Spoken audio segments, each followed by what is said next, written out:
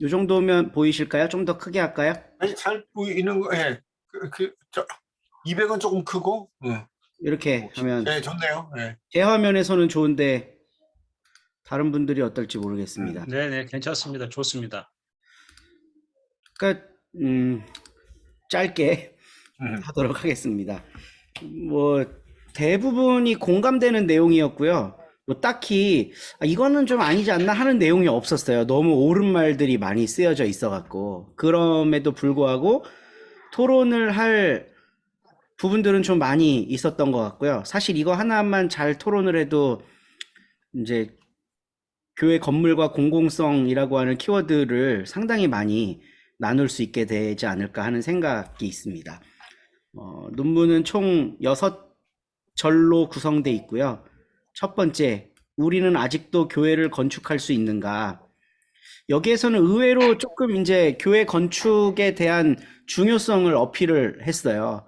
그러니까 건물로서의 교회는 의미가 없다. 이런 식으로 보통 많이 이야기하잖아요. 이게 뭐 한스 킹의 보이는 교회, 보이지 않는 교회 이런 이야기 하면서 보이지 않는 교회가 보이는 모든 교회들이 추구해야 할 모형 원래의 교회 뭐 이런 의식을 우리가 갖고 있기 때문에 보이는 교회라고 하는 거에 대해서 조금 부정적으로 인식하는 경향이 좀 있는데 이 저자분께서는 그거가 아니다. 보이는 교회가 정말 중요하다 하는 이제 서론을 날리면서 시작을 하십니다.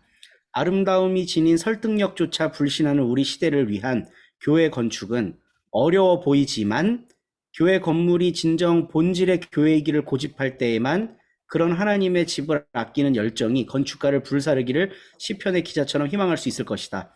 되게 멋있게 말을 해주셨는데 네, 정말 이 교회라고 하는 건물 자체에 본질을 담으려고 하는 그 열정과 진정성만이 교회 건축의 의미를 부여한다. 이런 글쓰기 시도를 하고 계셔서 저는 아주 첫 절부터 흥미로웠습니다.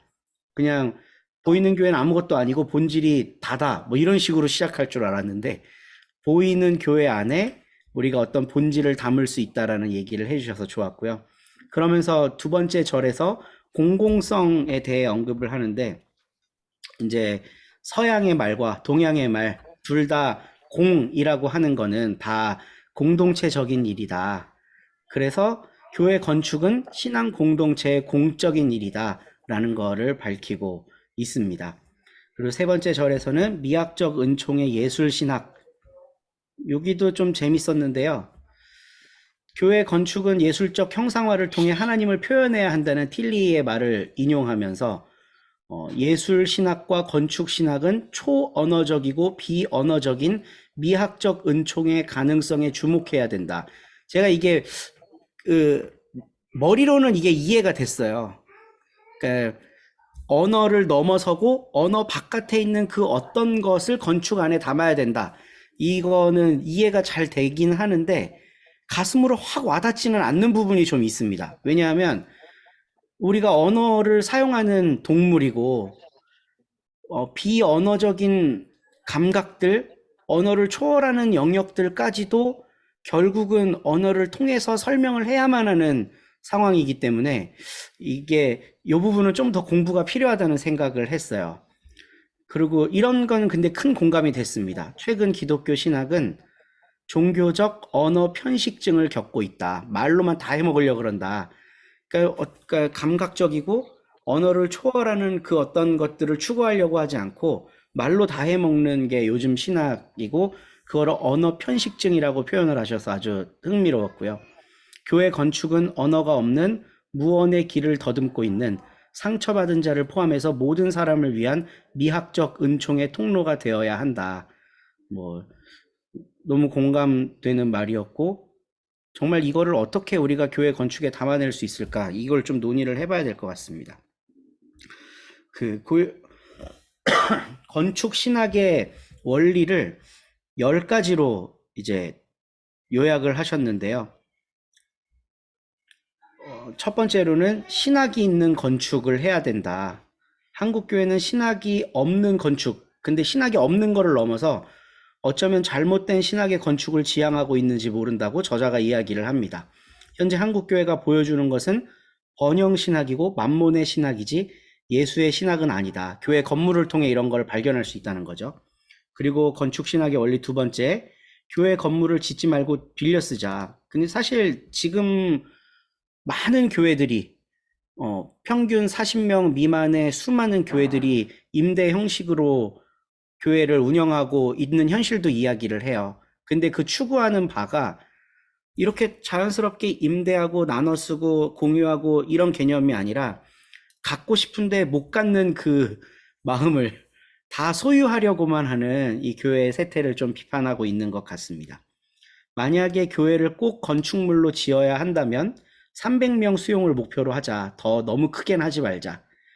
이러면서 이제 여러 가지 좀 이제 관계와 관련된 인간 관계 이론을 이야기를 하는데, 목회자 한 사람이 커버할 수 있는 평신도가 몇 명 정도 될까? 이런 걸 이제 데이터와 수치로 좀 이렇게 설명을 하고 계세요. 한 150명 정도. 그러니까 300명이 넘어가면 그거는 공동체로서 기능하기가 어렵다는 거죠. 교회 규모는 참여와 헌신과 친밀한 교제가 가능한 규모여야 한다. 이렇게 건축 신학의 원리 세 번째 제시를 하고 있고요. 담장을 헐고 외부인을 환대하자.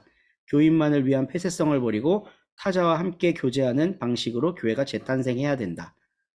그 다섯 번째도 이것도 흥미로운 주제였는데, 교회 안에 납골당을 지어야 된다. 근데 단순히 교회에서 살다 가신 분들을 위한 납골당만이 아니라 동네 납골당이어야 한다는데 저는 좀 의미가 있었다고 보고요.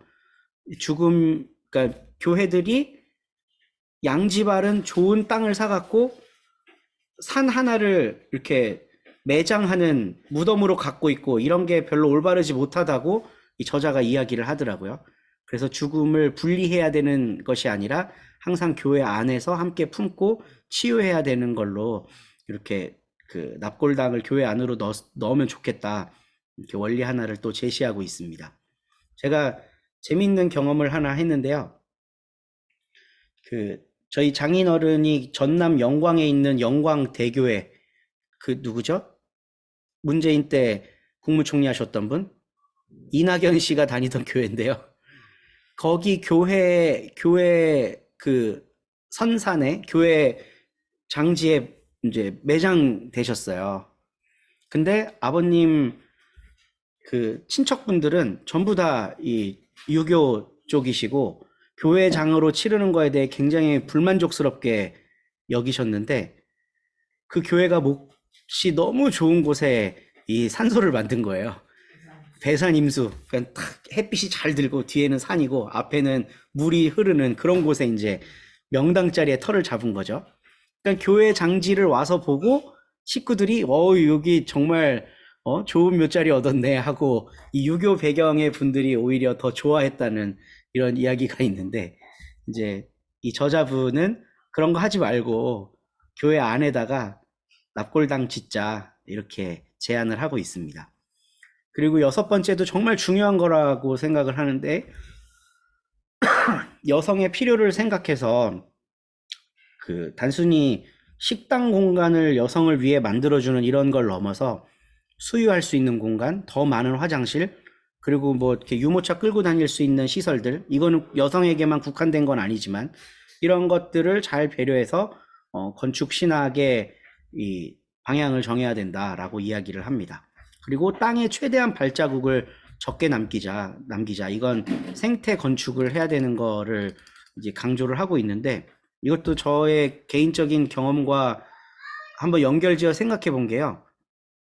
제가 2002년도에 서울장신대학교에 학부 입학을 했거든요. 근데 그때 그 총장님이 이용원 교수님이라고, 약간 그러니까 이광순 교수님 동생이에요. 이렇게 좀 다리가 불편하셨는데 이분이 채플실을 새로 건축하고 봉헌한 지 얼마 안 돼서 제가 입학을 한 거예요. 근데 그때 채플실을 지을 때 산을 하나도 깎지 않고 산 모양을 그대로 살리면서 이렇게 계단 형식으로 건축을 했어요. 그래서 경기도 도지사도 와서 보고 건축 잘했다고 칭찬을 하고, 생태적인 건축이라 그래서 2002년도는 생태 그렇게 민감할 때도 아니었는데 경기도 환경 무슨 상을 받았어요. 학교 건물이. 신학교가. 그래서 이제 저는 입학하자마자 그런 일이 있으니까, 뭐, 잘하네, 이렇게 생각을 하고 있는데, 너무나도 정확하게 신학대학원에 입학을 딱 할 때, 이제 총장님이 몇 번 바뀌고, 건축으로 유명한 분이 총장이 되셨어요, 학교에. 그래서 채플실이 오래됐다고 10년밖에 안 되는데 이제 새로 지으셨는데 뒤에 있는 산을 싹 다 깎아버리고 채플실을 지은 거예요. 그래서 저는 이제 한 학교를 다니면서 이 두 가지 건축을 보면서 땅에 최대한 발자국을 적게 남기는 방식의 건축이 좋은데 이 선지동산이라는 신학교도 이 자칫 생각 한 번만 잘못하면 되게 이런 생태적인 감각 없이 막 지을 수 있겠구나 이런 생각 해봤습니다. 교회도 뭐 말할 것도 없죠. 그리고 한국적 교회 건축을 지향해야 된다. 하나님은 우리 문화도 아끼고 사랑하신다. 이렇게 이야기를 하면서 서구식 건축이 서구 사회의 컨텍스트 속에서 유의미했듯이 한국 컨텍스트에서는 한국적 교회 건축을 지향하면 좋겠다. 이런 제안을 하고 있습니다. 그리고 교회 건축의 공공성 지표를 이제 뒷부분에 보면 여러 지표들이 데이터 표로 이렇게 딱 정리가 돼 있는데요. 이런 지표를 활용을 해서 교인과 기독교인 그리고 모든 이들을 위해 개방된 공간, 즉 공적인 공간으로 건축을 해야 됨을 이야기하고 있어요. 그러면서 이분의 교회론을 살짝 엿볼 수가 있는데 공공적이지 않은 교회가 도대체 존재할 수 있는가? 라고 60쪽에 기록을 하셨더라고요. 그래서 재밌었습니다. 그리고 10번도 이제 아주 저 개인적으로 아주 의미 있게 봤던 부분인데 교회 건축에서 나아가 인생을 건축해야 된다. 교회는 머무는 장소가 아니고 거룩한 바람이 통과하는 순례의 길목이며 광장이다. 그래서 단순히 교회 건축이 아니라 나를 건축하는 거고 한 사람을 건축하는 거고 인생 건축으로 완성될 때 교회는 참다운 의미에서 존재한다. 이게 교회를 최근에 이제 개척을 해서 꾸려가는 상황 속에서 되게 의미 있게 다가왔던 대목입니다. 그리고 5번째 마지막입니다. 건축적 공공성과 신학적 공공성. 이제 두 가지 이야기를 하면서 마무리를 하는데요. 건축물의 물리적 공공지표 5개, 개방성, 접근성, 쾌적성, 관계성, 장소성 이렇게 이런 지표들을 두고 좋은 건축을 해야 된다고 이야기하고 있고 또 신학적 공공성 지표를 활용해야 된다고 얘기합니다. 포용성, 환대성, 평등성, 교육성, 거룩성 뭐 이렇게 물리적인 공공성 지표와 신학적인 공공성 지표 이 두 가지를 잘 활용해서 교회 건축물이 건축물로서도 공적이 되고 신학적으로도 공적이 돼야 된다. 이렇게 마무리를 짓고 있습니다. 그 나가는 말 이제 제가 인상 깊게 봤던 문장만 딱 정리를 해보면요.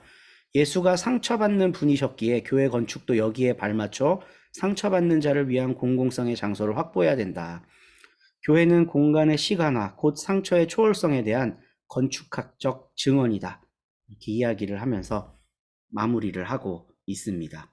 그래서 교회 건물의 공공성, 상처받은 집 이렇게 요약 발제를 마치고요. 뭐 중간중간 의견들이 많았지만 사실 총론적으로 보면 저의 의견은 이분의 글대로 되기를 원하나이다 입니다. 여기까지입니다.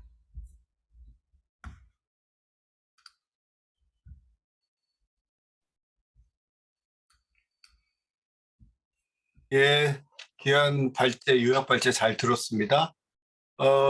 우리 민대용 목사님이 요약 발제하고 있는 동안에 들어오신 분들 아주 간단하게 소개할까요? 화면 좀 되면 임규일 목사님, 김태훈 목사님 싱가포르에서 오셨고 이훈희 전도사님, 그다음에 김찬솔 전도사님, 장요한 전도사님 계속 들어와 있었던 것 같고 예. 김찬솔 전사님 준비가 돼요? 되는구나. 네, 목사님 그 내용을 보니까 제 거를 하고 김찬선 전도사님이 하면 좋을 것 같아요. 그래요? 그러면 담 목사님 먼저 하는 걸로 예 네. 그렇게 하죠. 그러면 임 목사님, 김참솔 전도사님, 김태호 목사님 그래도 간략하게 인사하시죠. 예. 안녕하세요. 늦어서 죄송합니다. 네, 대전에서 지내고 있는 김찬솔입니다. 반갑습니다. 네. 임 목사님 음소거 해제. 예, 예, 네, 됐습니다. 안녕하세요. 임길 목사입니다. 오늘 서울 대학로에 있는 해명감리교회에서 기독교 가정생활협회 행사가 있어서 전 회장으로 오랜만에 가서 얼굴 비춰주고 자리하고 있다가 KTX 타고 부지런히 집으로 돌아와서 한윤길 목사님 콜을 받아가지고 다시 오늘 여러분과 뵙게 돼서 반갑습니다. 정성호 선교사님 또 저 볼고고라도 정 목사님 감사합니다. 반갑습니다. 네. 김태호 목사님. 네, 안녕하세요. 오랜만에 뵙습니다. 싱가포르의 김태훈 목사입니다. 감사합니다. 네. 이훈희 전도사님 운전 중이실까? 예. 아닙니다. 지금 애기랑 같이 있는데요. 그러면 오랜만에 목소리라도. 뵙습니다. 반갑습니다. 네. 그래요. 그러면 우리 담 목사님 얘기한 대로 담 목사님 먼저 하고 김찬솔 전도사님 하면 서로 좋을 것 같아요. 예.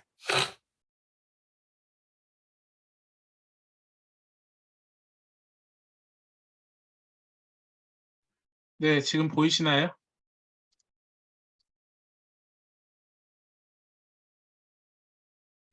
네, 지금 잘 보입니다. 예. 네, 박재필 교수님이 장신대 글로컬 현장 연구원 이제 교수님이시고 예배 공간 공유에 대한 공간 신학적 이해라는 부분을 말씀하셨어요. 굉장히 이론적인 부분이라 읽는데 조금 어려운 부분이 있었고 이분은 미국에서 공부하셨는데 독일 분이 쓴 글 같은 느낌이 들었습니다.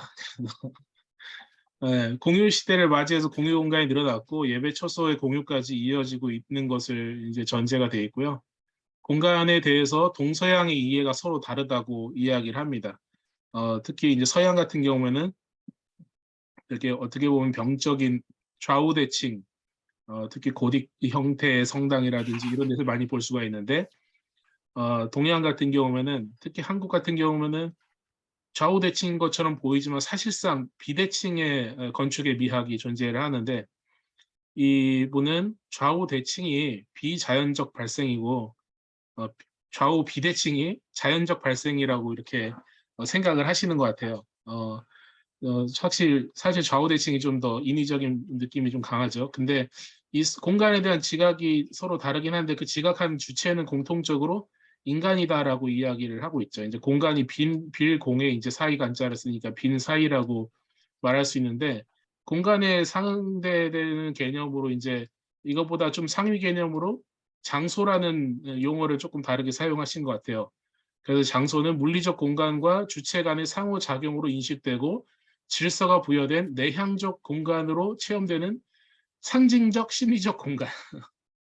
좀 긴데 결국은 경험과 관계적 공간은 그냥 그냥 공간인데 여기에 경험과 관계가 얹어지면은 장소라고 말할 수가 있다는 거죠. 야곱이 도착한 한 곳이라는 공간이 그 경험과 체험들로 인해서 베델이라는 장소가 되었다.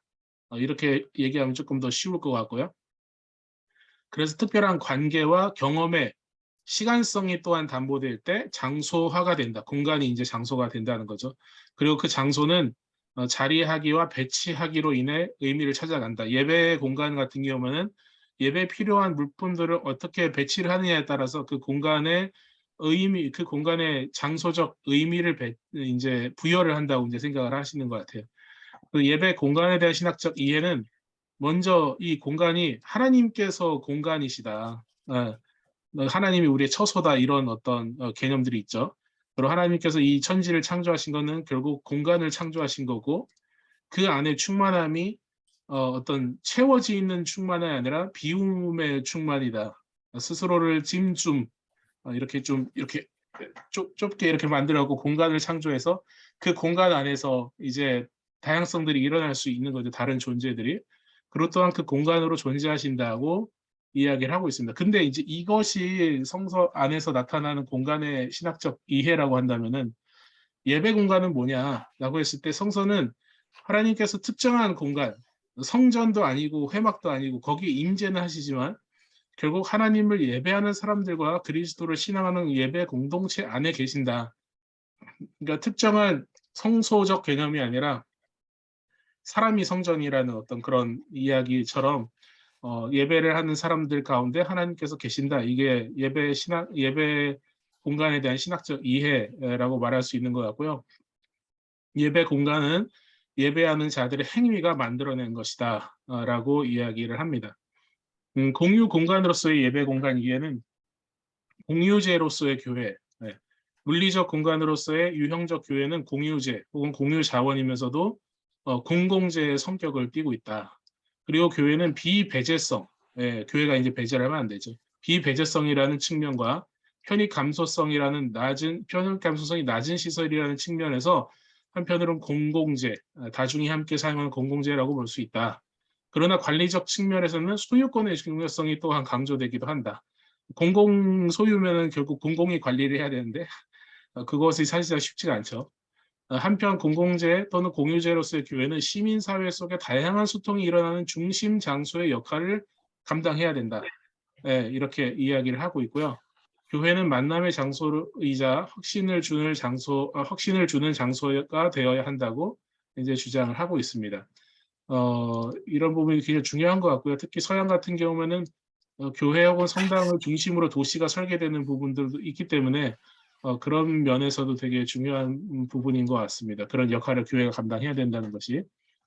그리고 공유 공간으로서의 교회에 대한 부분은 이거는 이제 shared space라든지 뭐 common space 등 용어가 이제 존재한다고 이야기를 해요.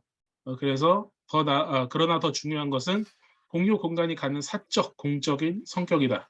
공유 공간은 두 가지 성격을 동시에 갖고 있다는 거예요. 그래서 사이 공간이자 반공적 공간, 반사적 공간의 개념을 아우르는 매개적 공간이다. 즉 다양하고 풍부한 공간적 물리적 경험을 가능하게 하고 또한 여러 공간을 연결하는 통로로서 건축 공간과 주변 자연 환경을 유기적으로 결합하는 형태적 환경적 플랫폼 기능도 제공한다. 말이 조금 어려웠는데 그리고 이어서는 공유 공간은 단지 공용, 그냥 함께 사용하는 공간으로서 혹은 소유하는 차원을 넘어서 친밀의 공간, 심신치유의 공간으로서의 기능을 갖는다. 현대인의 피폐한 정서는 타인의 연대와 소통을 통해 회복할 가능성이 높다. 상호 관계성을 형성 및 지속시키는 기능적 장소가 중요한 역할을 한다. 교회가 이런 공간, 이런 장소의 개념을 감당해야 한다는 거죠.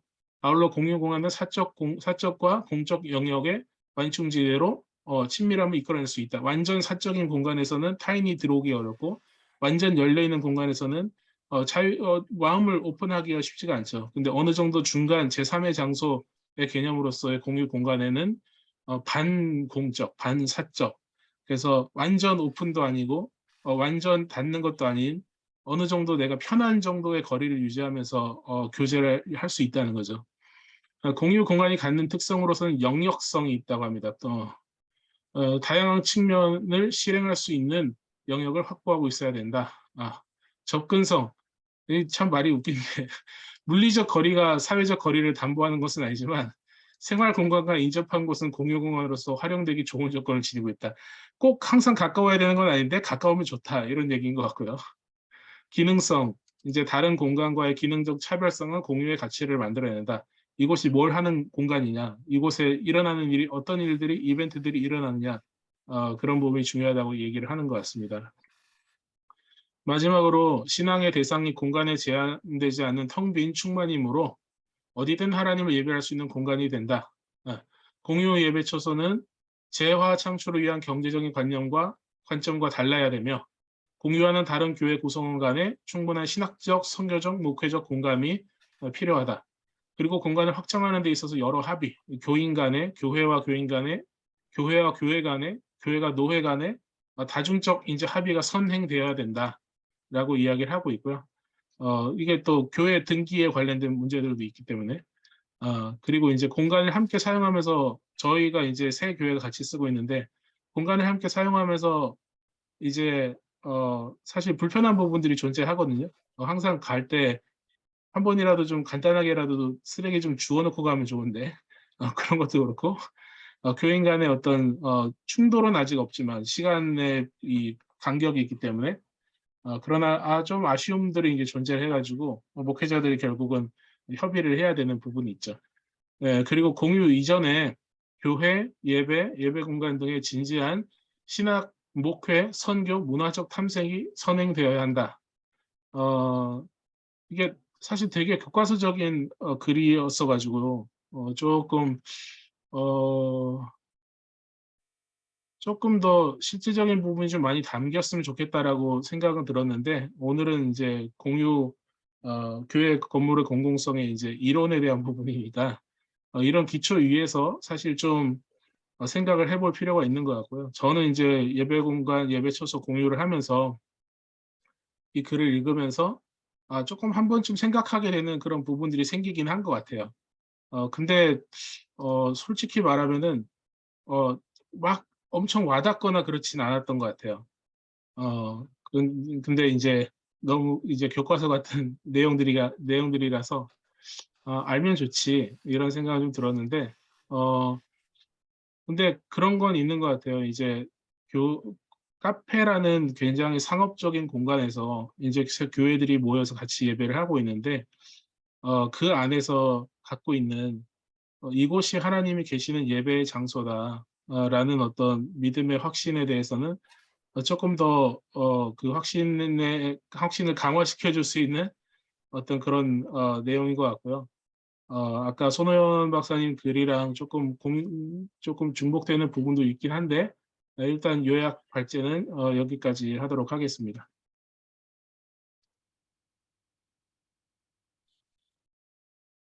예, 감사합니다. 잘 들었습니다.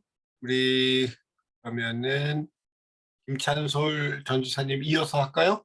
예, 쭉 이번엔 한꺼번에 다 한 다음에 전체적인 토론을 좀 하는 걸로. 예. 대신 우리 민 목사님이나 담 목사님이 창이든 어디에 우리의 기억이 사라져가지고 안 되도록 키워드 몇 개는 창에 좀 띄워놓으세요. 우리 채팅창에다가 한 두 줄 정도에.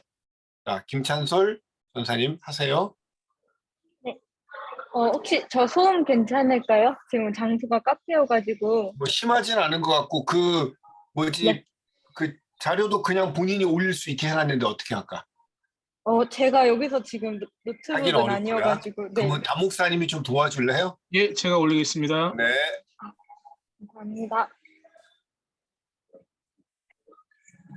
네, 제가 맡은 1장 한국일 교수님이 쓰신 코로나19 시대에 있어 지역사회 친화적 교회로서의 마을 목회 부분 요약한 거 소개해드리도록 하겠습니다. 전체적인 내용은 아까 말씀하신 것처럼 이제 기본적인 내용들인데 조금 직접 만난 어떤 목회자들과 교회 현장에 대한 사례의 중심이었던 것 같아요. 그런 이야기들이 많이 들어가 있어서 읽기 어렵지 않았고 되게 재미있게 읽었는데요. 먼저 이제 들어가는 말로 아무래도 이 책을 쓸 당시에 코로나19가 한참 또 확산되고 있던 시기였기 때문에 코로나19 팬데믹으로 인해 또 기후이변 그런 거 또 한국의 또 지역 소멸 이슈들 때문에 근대화, 산업화 사회에 대한 경종이 울렸는데 이 중에서 한국 교회가 세상과 교회 관계에 대한 인식을 바꾸는 계기가 되었다라고 진단을 합니다. 원래는 이제 교회가 교회 내부의 성장과 세상 사람들을 교회로 전도해서 끌고 들어오는 식으로 인식을 했는데 지역사회와 동떨어진 교회는 살아남을 수가 없고 결국에는 공동 운명체다라는 의식을 하게 되었다고 진단하면서 교회의 새로운 정체성을 정립할 필요가 있다 이야기합니다. 지역을 하나님의 선교 현장으로 인식하고 경계를 긋는 것이 아니라 그 경계를 넘어서 지역 친화적인 교회로 나아가자 이야기합니다. 그 뒤로 코로나19가 교회에 주는 메시지가 그렇기 때문에 지역사회가 서로 영향을 주고받는 공동 운명의 관계라는 것을 깨달았다는 것입니다. 친사회적이고 지역 친화적 교회론에 대해서 신학적으로 숙고하는데요.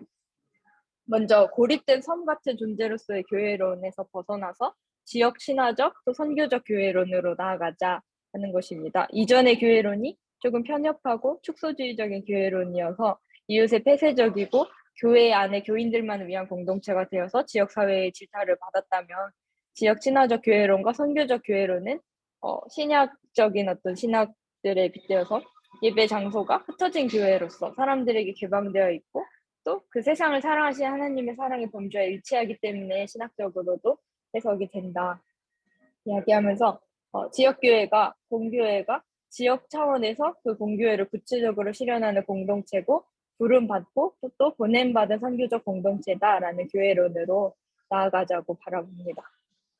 네. 그래서 구체적으로 지역 신화적 교회를 위한 실천 원리들에 대해서 몇 가지 소개하는데요.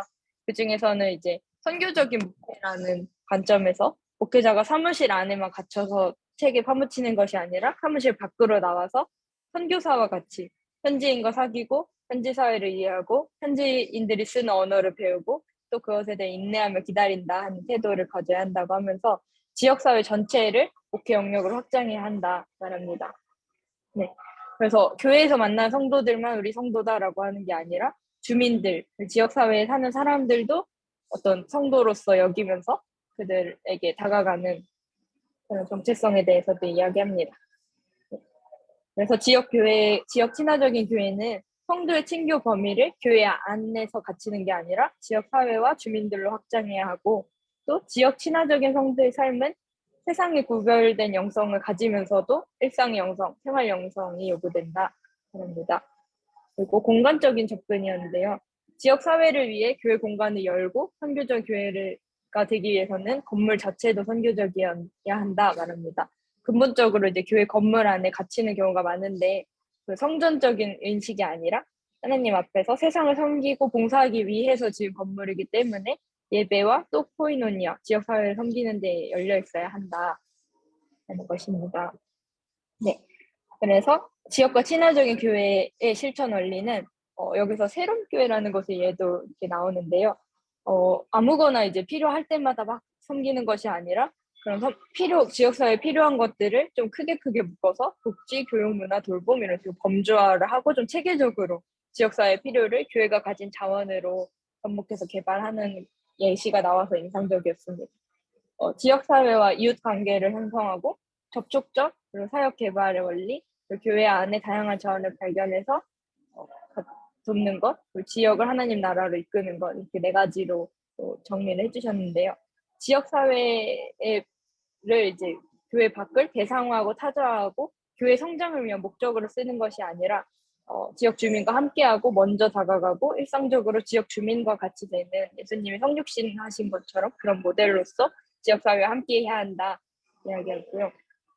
또 지역사회의 필요성을 함께 하다 보면 발견하게 되는데 그거를 접촉점으로 삼아서 선교적 교회를 실현하게 된다. 그렇기 때문에 지역사회를 향한 관심과 사랑을 끊이지 않고 계속 가져가는 것이 중요하다 이야기합니다. 그 다음에 교회 안에 있는 다양한 자원을 발견해서 교회는 사실 지역사회에서 인적, 물적, 공간적 자원을 많이 갖추고 있기 때문에 지역사회에 많은 도움을 줄 수 있어서 이것들을 적극 활용하자 하는 이야기랑요. 또 궁극적으로는 전도나 영혼구원, 교회 성장은 어떻게 보면 궁극적인 목표가 아니라 중간 단계일 뿐이고 궁극적으로는 하나님 나라의 삶을 지역 주민들과 나누고 경험시켜주는 일이 중요하다 이런 이론적인 이야기를 나눴습니다. 네. 나가는 말로도 이제 다시 한번 강조하고 나오는데 이 부분 읽으면서 사실 저는 그렇게 낯설지가 않았던 게 사실 한국 교회를 보면서 이런 교회가 있었지라고 떠오르기보다는 예전에 한경구 선교사님 덕분에 이제 뉴질랜드에서 같이 3주 동안 지냈었는데 그때 사실 봤던 교회들이 이런 모습들이었던 게 기억에 났거든요.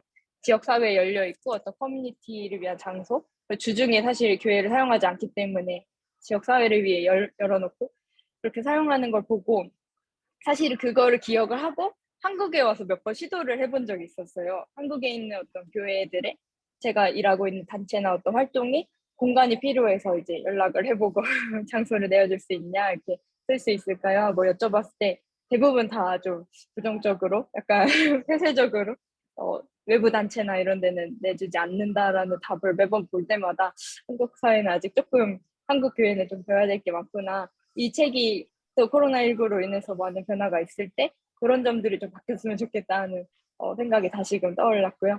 또 네, 그 부분이 이제 두 번째 제가 써는 거고, 또 첫 번째 쓴 거는 선교사로서 지역사회를 섬기는 자세를 가져야 하는데, 그러려면 사실 지역사회의 그 언어를 배우는 게 사실 전 되게 어려울 것 같더라고요. 일반 사람들이 사용하는 뭔가 지역에서 일상적으로 사용하는 언어나 그 눈높이를 배우는 게 조금 쉽지 않을 것 같은데, 제가 이제 교회 밖에서 이제 직장 생활도 하고 단체 생활도 하고 이렇게 지내보니까 신학교에서 쓰는 언어나 문화, 교회의 언어나 문화랑 너무너무 많이 다르고, 또 교회 이제 직장에 목사님이 와서 뭐 얘기하거나 할 때 그 언어의 장벽을 넘지를 못하는 거 많이 느꼈어요. 그래서 이 부분에 대해서는 조금 더 공부하고 나눌 수 있으면 좋지 않을까? 그거를 위한 신학교의 역할이나 어떤 목회자 재교육 이런 것들이 좀 이런 책들을 통해서 할 때 저희가 이렇게 모여서 공부하는 것들처럼 좀 이렇게 계속해서 배워나가면 좋지 않을까 하는 생각들이 들었습니다. 네, 이상입니다.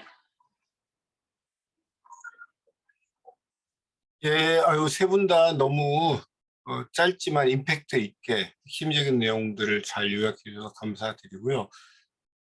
제가 한 세 분 정도는 일부러 조금 지정해서 오늘 나눈 거, 뭐 꼭 누구라고도 찝어서 할 건 아니고 전체 세계를 들은 거에 대한 소감이나 코멘트가 좀 필요하다고 생각하는데, 우리 역시 세상의 언어, 세상과의 어떤 소통의 문제를 잘 이해하신 우리 민건동 목사님도 조금 말씀을 거들어 주셨으면 좋겠다 싶은 생각이 있고, 그다음에 이훈희 전도사님 여건이 되면 조금 표현을 좀 해주면 좋겠고, 우리 김태훈 목사님 또 싱가포르에서 이민교회이면서 또 디아스포라 공동체로서 이 공간, 또 공간의 활용, 또 이런 것들, 싱가포르도 되게 재밌는 나라잖아요. 건축이나 공간으로 보면 저는 좀 지혜롭다 이렇게 생각이 드는데, 그래서 뭐 하여튼 순서가 따로 있는 건 아니지만 민 목사님, 이훈희 전도사님, 김태형 목사님 좀 되면 한 몇 분씩 좀 도움 말씀 좀 주시면 좋겠습니다. 민 목사님. 네, 제가 요즘 소개를 받을 때 가장 세상의 언어를 많이 한다고. 예. 임규희 선배님, 최근에 그 정강현 목사님, 네, 그 박사학위 논문을 저희 그 마을목회 신학 포럼에 그 창립식 할 때, 좀 발표할 기회를 좀 줬었습니다. 그래서 아주 좋은 시간이었고요. 목사님 후임이 마을목회에 대해서 박사 논문을 써서 일단 뭐 전 목사님께도 감사하지만 임규희 선배님께도 감사의 말씀 좀 드리겠습니다. 이번 기회에 감사합니다. 감사합니다. 네, 좋은 후배를 논문 내용이 주셔서. 어떤 논문 내용인지 잘 몰라가지고 네, 어쨌든 전광현 목사님이 연구하고 또 발표까지 하는데 우리 민 목사님이 멍석을 잘 깔아주셔서 감사합니다. 네. 그러면 저도 얘기하느라고 좀 화면 공유 좀 하겠습니다. 공유가 됐을까요? 조금 더 크게 하셔도 될 것 같아요. 제 딴에는 크게 한 것 같은데. 네, 안 보이나요? 잘 보이는데요. 더 작아졌고요. 네, 다 작아졌어요. 네. 네. 예, 뭐 오늘을 위해서뿐만이 아니라 저도 평상시 이 어쨌든 공공성에 대해서 참 많은 고민을 하고 있습니다. 근데 이제 뭐 발제하신 내용도 내용이지만 제가 일반적으로 갖고 있는 게 뭐냐면 우리 목사님들이 또는 만약에 선교사라고 생각을 한다면 선교사들이 지역사회에 대해서 만약에 공부를 안 한다면, 연구를 안 한다면, 그러니까 선교사의 자격이 없듯이 목회를 한다면 지역사회에 대한 연구, 학습이 없다면 그는 목회를 제대로 하는 게 아니다. 이렇게 좀 생각이 되는 거죠. 이 공공성이라는 얘기가 나온 거는 뭐 사실은 그렇게 치면 우리 교회보다는 또 교회 바깥에서 주로 나온 개념이지 않습니까? 이 공공성은 어쨌든 자유주의와 논쟁을 벌였던 공동체주의자들이 발견한 중요한 키워드이기도 해서 공공성이라는 건 어쨌든 공동체를 보호하는 장치라는 거예요. 물론 공동체를 오해할 때 전체주의라고 우려하는 가장 나쁜 프레임을 씌우는 그것을 뺀다면 사실 공동체는 당연히 우리가 추구해야 될 이상이고 그것에 대한 구체적인 요소가 공공성이라고 하는 것이고 공공성이라는 건 이런 뜻이 있다는 것이 저는 가장 큰 핵심이 아닐까 생각을 해요. 함께 한다는 뜻이니까 이 정도만 우리가 공공성의 의미를 좀 분명히 생각을 해보고 저도 최근에 다시 좀 공부를 하면서 보니까는 사이토 쭈니찌라고 하는 사람이 정리한 공공성의 내용이 이렇게 있습니다. 이 내용이 또 제가 최근에 감명이 있었는데요. 첫 번째는 뭐 공적이라는 의미고 두 번째는 다중의 좀 포괄적인 이런 것들을 얘기하고 세 번째는 열려 있다라는 그런 이야기라고 하니까 이런 공공성은 사실 교회가 우리가 지금 주장할 때는 교회가 이런 걸 공공성을 가져야 된다, 유지해야 된다, 뭐 획득해야 된다 얘기하지만 어떻게 보면 사실 그 교회 바깥에 있는 사람들은 교회를 굉장히 폐쇄적으로 본다는 측면에서 보면 교회가 이 공공성을 받아들이기가 쉬울까? 하물며 건물을 공적으로 공공적으로 과연 지역사회에 내놓을 수 있을까?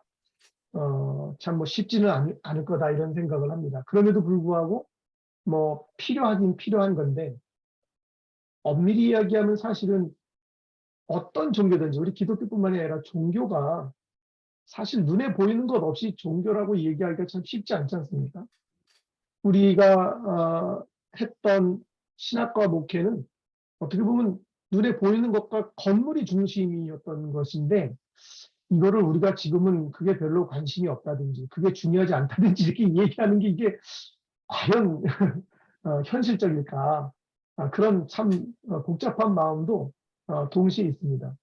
그럼에도 불구하고 이것저것 다 떼고 사실은 지금 2022년에 교회가 앞으로 향후의 교회를 볼 때는 이 지역사회를 바라보는 우리의 어떤 그 관점 내지는 도구 만약에 이런 것이라고 한다면 장치라고 한다면 공공성이라는 문제는 뭐 강조를 안 할 수 없다 이런 생각이 들고 그렇게 치면 이제 교회도 눈에 보여졌던 뭐 안 보이는 걸 공유하고 함께하는 건 두 번째 치고라도 눈에 보였던 교회 건물이라도 아니면 건물부터라도 함께하고 공유하고 공공성을 유지하게 하려고 하는 그런 시도는 이제 교회의 생존의 문제고 제가 볼 때는 많은 전략 가운데 아마 굉장히 중요한 첫 번째 내지는 손꼽을 만한 전략이 되지 않을까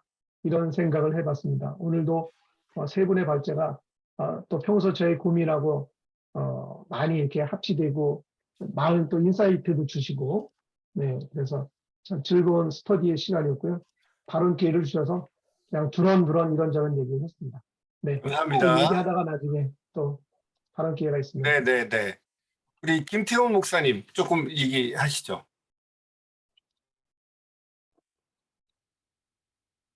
음소거만 해제하시면 됩니다. 예. 네, 뭐 싱가포르 이민교회니까 이민교회 외국 나와 보신 분들은 다 아시겠지만 한인교회들이 미국에 있는 교회들은 뭐 자기 건물 가지고 있는 교회들이 있긴 하지만 뭐 미국도 마찬가지긴 하지만 뭐 이민교회들은 대부분 다 장소를 빌려 쓰죠. 자기 교회를 갖기가 어렵고 그래서 장소를 다 빌려 쓰고 싱가포르 교회에 이제 임대해서 쓰고 그리고 싱가포르 교회들도 작은 교회들이거나 혹은 교회가 돈이 있어도 웬만큼 있지 않으면 건축하기가 어려운 게 싱가포르는 거의 모든 땅을 다 국가가 관리하고 소유하고 제가 있는 교회도 30년씩 그 땅 임대를 재계약을 계속해서 하고 재계약을 한번 할 때마다 거의 뭐 한 50억씩 뭐 이렇게 계속 재계약할 때마다 돈을 내야 되니까 그 돈을 또 그동안 모아야 되고, 최근에 싱가포르에 있는 한인교회 중에 하나가 싱가포르 교회에서 임대를 쓰고 있었는데 그 교회가 자기들이 이제 장소가 필요하니까 나가줬으면 좋겠다. 그래서 급하게 또 장소를 구해가지고 옮겼는데 그 장소를 옮기기 전에 미리 얘기해 주지 한 1,000만 원 들여가지고 시설을 싹 했는데 그 나가라고 그래서 할 수 없이 또 그걸 또 그냥 두고 나와야 되는 어려움도 있고 싱가포르에 있는 한인교회들이 한 15개 정도 되는데 한 교회 빼고 나머지는 전부 다 교회를 임대하거나 빌리거나 그렇게 해서 쓰고 있죠. 그러니까 한국에서는 모르겠지만 하여튼 외국에 나와 있는 한인교회들은 자기 교회를 건축한다는 것 자체가 굉장히 큰 일이고 힘든 일이고 여기 싱가포르에서 제일 큰 한인교회가 싱가포르 한인 장로교회인데 우리 통합 측 교단 교회인데 교회를 지었어요. 건축을 했는데 그 교회도 고민이 이 30년씩 재계약을 해야 되니까 한번 재계약을 할 때마다 몇십억씩 그 재계약비를 내야 땅값에 대한 재계약비를 내야 되니까 그게 너무너무 목회에 부담이 되죠.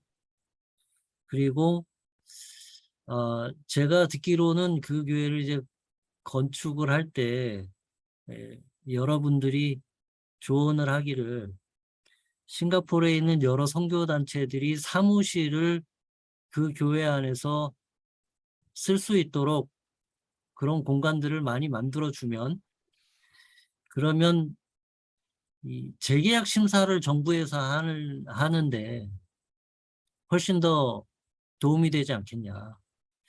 그런 아이디어가 있었는데 그런 아이디어는 채택되기가 어려운가 봐요.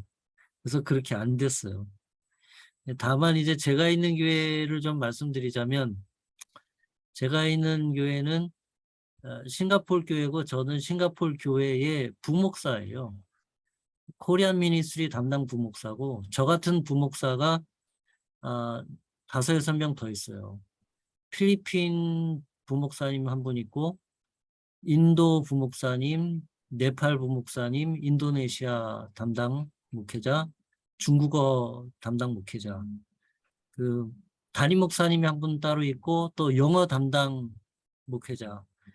저 스스로는 저한테 뭐라고 얘기하냐면은 담임 목사 대우 부목사라고 얘기하는데 제 목회 코리안 미니스트리 목회에 대해서는 전혀 간섭하지 않아요. 뭐든지 다 도와주고자 하고 교회가 잘 성장하진 않지만 저한테 늘 교회는 숫자가 중요한 게 아니라 한 사람씩 얼마나 제자를 만드는 게 더 중요한 거다. 실망하지 말고 더욱 열심히 목회를 해라. 아무 걱정하지 말고 목회를 해라. 이 교회가 저뿐만 아니라 다른 에스닉 교회, 에스닉 처치 다. 그런데 이게 그냥 이렇게 따로따로 있는 교회가 아니라 그냥 우리는 전체가 다 한 교회다. 그렇게 생각하고 심지어는 담임 목사님이 이런 얘기 한 적도 있어요. 지금은 싱가포르 사람이 담임 목사지만 나중에 20년, 30년 뒤에는 우리 인도 콩그리게이션이나 네팔리 콩그리게이션에서 또 담임 목사가 나올 수 있지 않겠느냐. 그리고 다른 에스닉 교회에서도 장로를 이제 세우도록 하자. 우리 교회 전체를 대표할 수 있도록. 그런 교회이고 이 지금 코로나 상황 이후에 싱가포르 교회가 원래부터 이렇게 뭐 장소나 교회 건축에 대해서 그렇게 생각했던 건 아니고 사회 구조와 시스템이 교회들로 하여금 교회 건물이 공공성을 갖도록 강제한 측면이 조금 있는 것 같아요. 제 생각에는. 감사합니다. 네, 중요한 얘기를 뒤에 슬쩍 하시네요. 우리 이훈희 전사님 나가셨고 송 집사님 조금 얘기하셔도 될 것 같아요. 한 5분 안에면 그냥 편하게 뉴질랜드 얘기, 뉴질랜드 교회 얘기 하셔도 됩니다. 네. 네, 안녕하세요. 네, 제가, 잠시만요. 죄송해요, 잠시만요. 네, 뉴질랜드 교회 잠깐 말씀드리면, 저희 같은 경우는, 공공성, 그쪽으로 조금 더 초점을 맞춰서 말씀드릴게요. 한인 교회들이 대부분 다 커뮤니티 센터라는 데 많이 들어가 있어요. 현지 교회도 다 예배 같이 그러니까 현지 교회를 빌려서도 예배를 다 많이 드리는데, 한인교회가 원체 많다 보니까 현지 교회들을 다 빌리는 것도 경쟁이 꽤 돼요. 그래서 지역의 그 커뮤니티 센터라는 게 있는데 그게 뭐냐면 주로 공간을 쉐어해 주는 곳이거든요.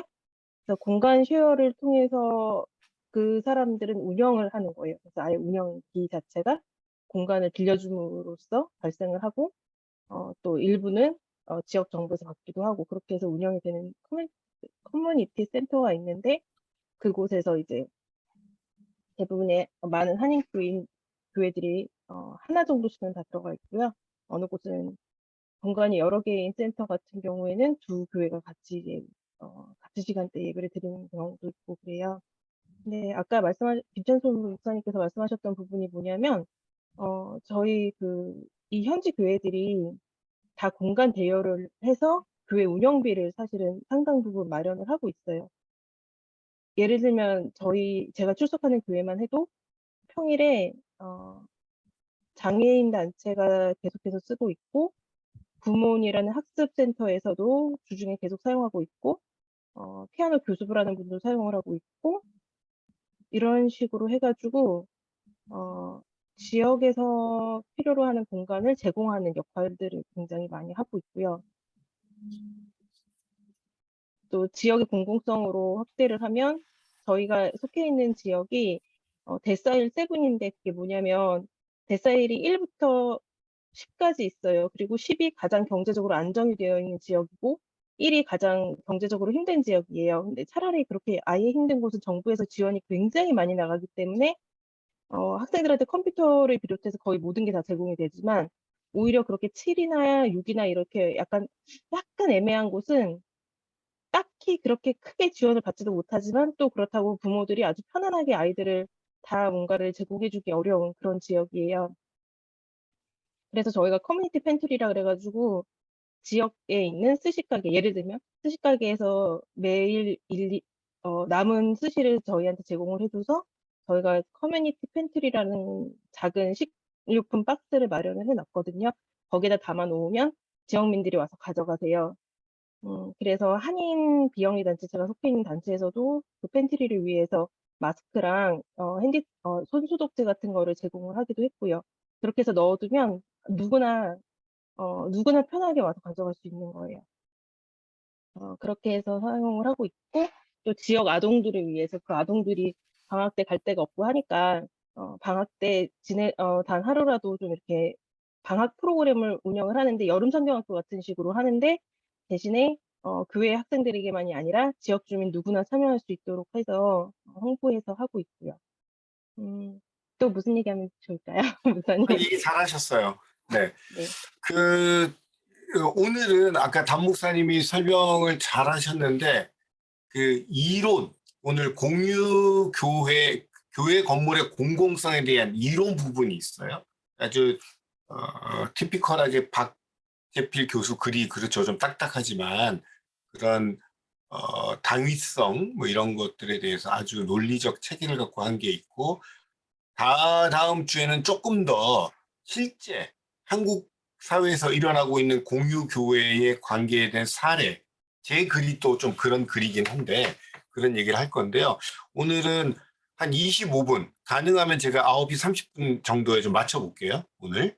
그래서 얘기 안 하신 분 가운데 들은 얘기, 오늘 발제문에 들었던 신학적 키워드, 아까 민 목사님도 말씀하셨는데 민 목사님 글만 가지고도 우리 한 두세 시간 얘기할 수 있을 만큼 중요하고, 또 여성을 위한 공간, 또 배려에 대한 공간, 뭐 여러 가지 얘기가 좀 있었는데 들으시면서 떠올랐던 키워드 한두 가지 있으면 그 얘기, 아까 발제나 또 이렇게 지정해서 말씀하시지 않았던 우리 장요한 전도사님이나 우리 김민호 목사님이나 정성욱 선교사님, 또 우리 임규일 목사님 말씀 좀 하실 수 있을 것 같아요. 네, 김문호 목사님. 제가 지금 사역을 하는 교회가요. 이게 뭐 공적으로 이용이 된다라고 보기에는 약간 힘들기는 하지만 4명, 3명 자녀를 낳은 부모들이 되게 많아요. 좀 이상하리 많지 다자녀 부부가 되게 많은데 이분들을 보면은 평소에 아이들이 보통 하원하는 시간이 한 4시 정도거든요. 근데 그 이후 시간에 교회 안에 들어와서 아이들이 놀 수 있는 3층 공간에 아이들을 풀어놓고 부모님들이 서로 대화를 하거나 넷플릭스를 보고 있거나 하는 경우가 되게 많거든요.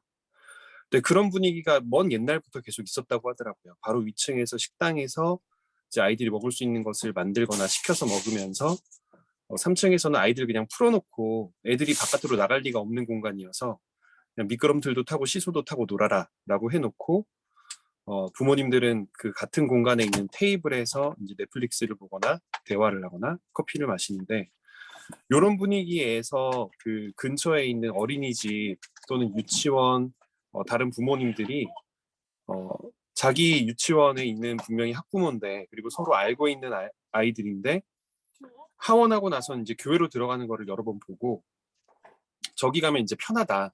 왜냐하면 하원하고 나면 부모님들이 원하는 건 하나거든요. 애들이 놀이터에서 기 빠지게 논 다음에 집에 와서 빨리 자는 거. 근데 이게 이제 교회 안에서 되게 쉽게 이루어지고 이제 평소에 일상으로 돌아가기를 갈망하고 있는 애엄마들이 그 자리에서 좀 서로 대화도 하고 소셜라이징을 하면서 아이들도 쉽게 풀어서 놀 수 있는 안전한 공간인 거죠. 이제 옛날에는 그런 공간이 있었을 때 주변에서 이제 이야기를 되게 많이 했대요. 우리 어린이집도 근처에 있고 유치원도 있는데 왜 교회에서 아이들이 하원 뒤에 모여 있느냐, 또는 어린이집이나 유치원을 안 가는 애들은 왜 오전 오후에 다 여기에 모여 있느냐, 이제 뭐 아니면 카페가 옆에 있는데 왜 여기에서 자꾸 커피를 마시느냐, 이런 말들이 되게 많았지만 그럼에도 불구하고 이제 그런 분위기가 이제 형성이 돼 있으니까 깨지를 못하는데, 그러다 보니까는 유치부에 자연스럽게 오시는 부모님들도 되게 많을 뿐더러 다자녀가 이게 문화적인 영향을 되게 많이 받는다고 생각하거든요. 주변 사람들이 어떤 가치관을 갖고 있느냐에 따라서 살아가는 게 달라지니까. 근데 어쨌거나 교회 공동체 안에서 그렇게 기르는 사람들을 많이 보다 보니 선후배 간의 관계에서도 이렇게 사는 게 당연한가 보다, 그리고 이렇게 좀 아이를 낳고 교회에 모여가지고 친한 청년부의 관계를 계속 유지하는 게 당연한가 보다라고 여기는 분위기가 있는 교회여가지고, 공공성이랑 그렇게 크게 관련이 되어 있진 않지만 어쨌건 교인들을 향해서 또 주민들을 향해서 이런 쪽으로 열려있는 모델도 있다라는 걸 좀 말씀드리고자 한마디 드리고 싶었습니다. 좋은 사례네요. 네. 우리 장요한 전도사님이나 정성욱 선생님 혹시 any comment?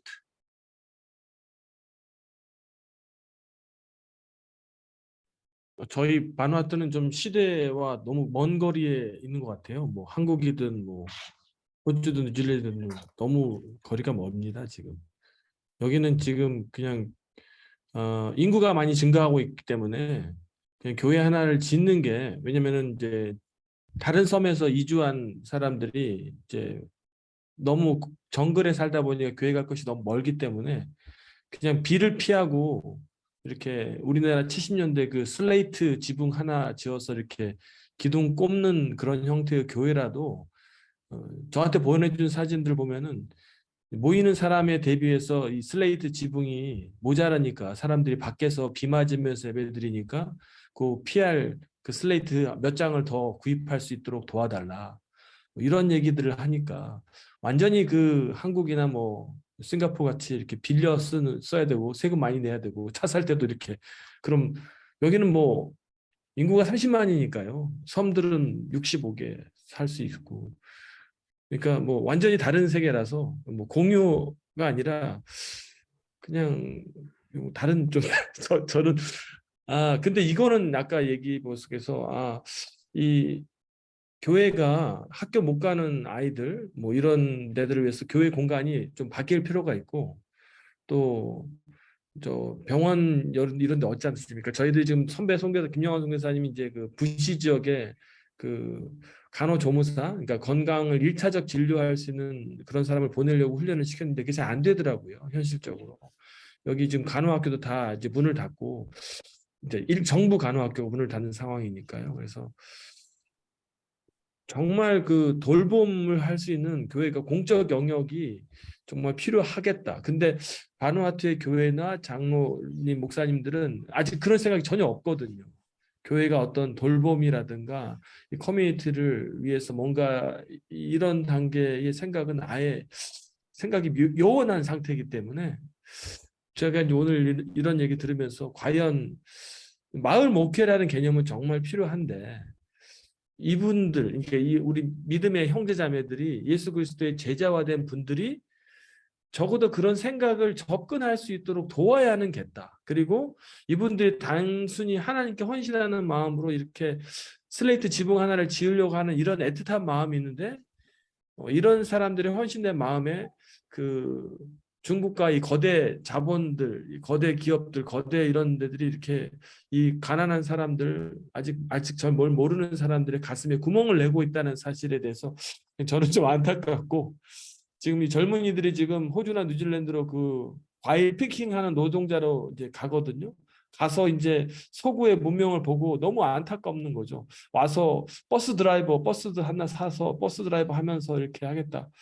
지금 관광객들 제가 이제 들어오는 비행기에 니반, 그 바누아투 사람 한 명 탔더라고요.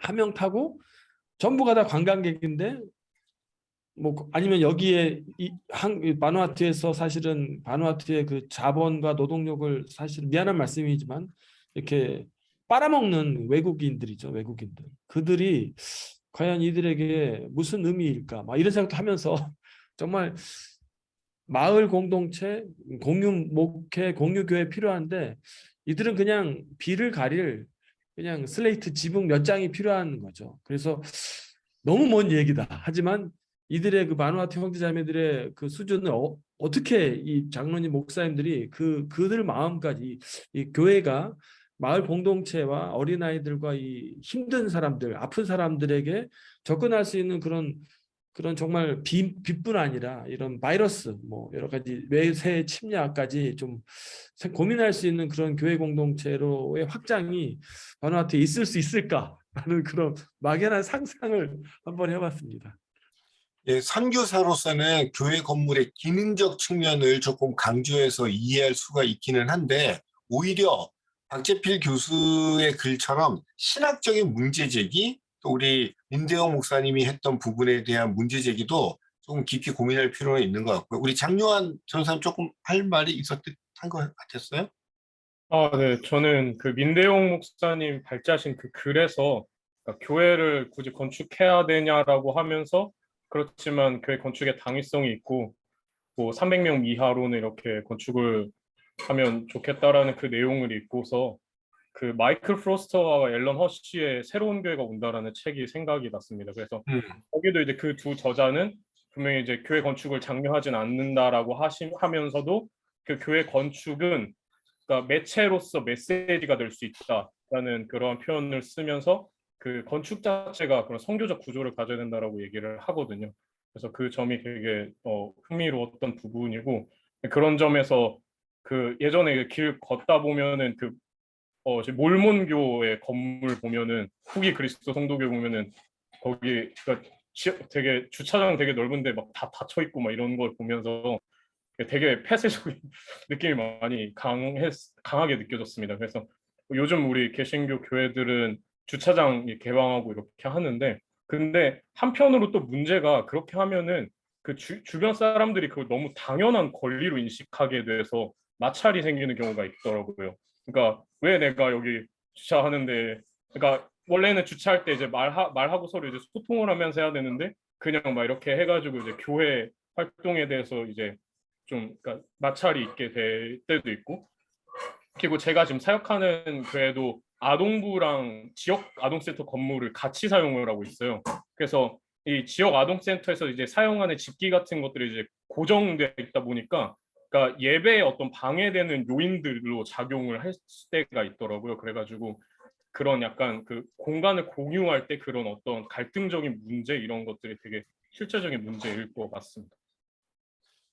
예, 감사합니다. 그 유현준 그 건축사 아시죠?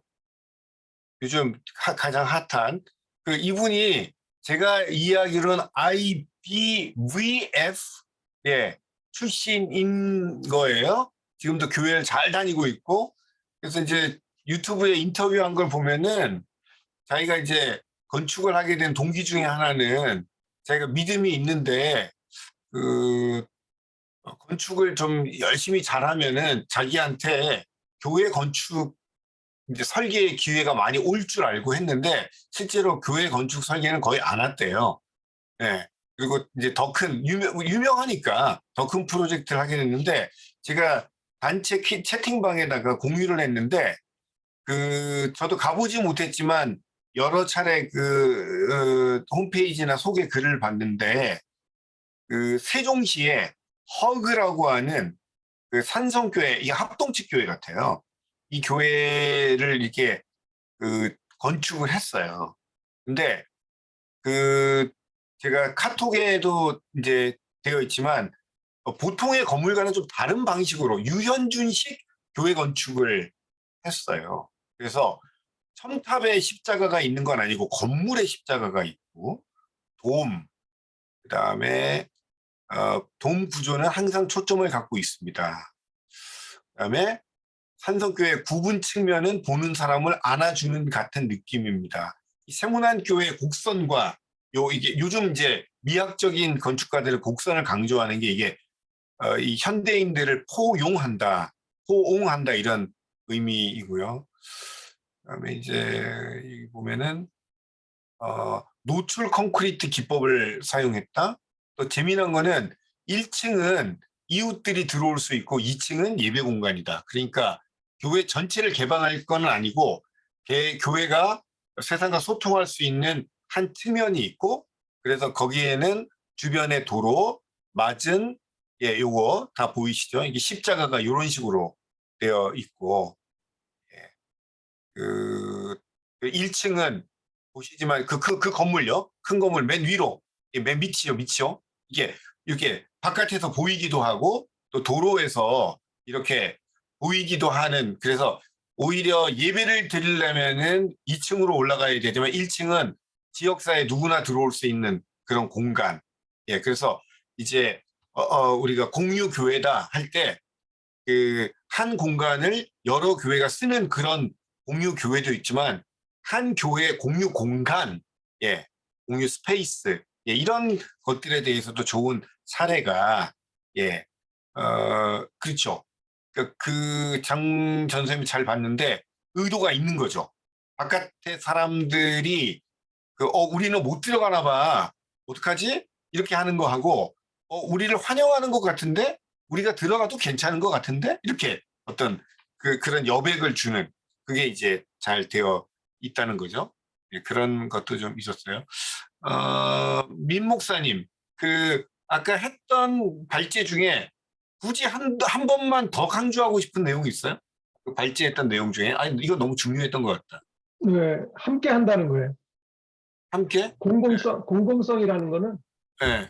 함께 한다는 건데 이제 공유하고는 약간 좀 결이 같은 의미로 쓰일 수도 있고 다를 수도 있는데 네. 아까 얘기한 것 중에 공유해서 오는 갈등이 있을 수 있다면 네. 그거는 정확히 얘기하면 함께 하는 거는 아니죠. 그러니까 억지로 돼 있거나 그 공유가 네. 조금 자발적이지 않을 때 아니면 형편이 안 돼서 할 때의 갈등이 생기는 것이고 이 공동에서 말하는 거는 제가 느끼면은 완벽한 그 톱니바퀴처럼 정말 서로의 필요가 윈윈이 되는 이 정도가 완벽한 공공성이 아닐까. 그래서 교회도 건물이 공공성을 가져야 된다면 좀 전에 봤던 것처럼 그야말로 지역민도 교회도 서로 어떻게 보면 경계가 분명히 있으면서도 불구하고 그 경계를 서로 함께 할 수 있는 이런 거라고 그냥 언뜻 생각이 들었습니다. 네네. 민대용 목사님은 어때요? 네. 본인 발제 내용 중에? 예. 여기 민이 2명이라서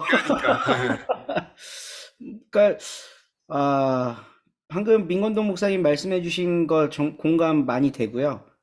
그러니까 공공성을 이야기할 때 장 전사님도 얘기했지만 이게 충돌이 생기는 부분이 생기잖아요. 근데 완벽할 수는 없겠지만 공공성에 있어서 저는 이제 중요하다고 생각하는 부분이 이제 기다려주고 상호 배려하는 거라고 생각을 하는데, 제가 국수교회에 가보고, 그러니까 저희 뭐 고향에 있는 교회여서 뭐 가끔 주일날 이렇게 쉬는 날 가보기도 하고 하는데요.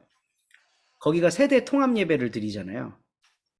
아마 아시는 분들은 다 아실 테지만 아주 아기들부터 할머니 할아버지까지 한 공간에서 한 번에 예배를 드려요. 한 300명 정도가.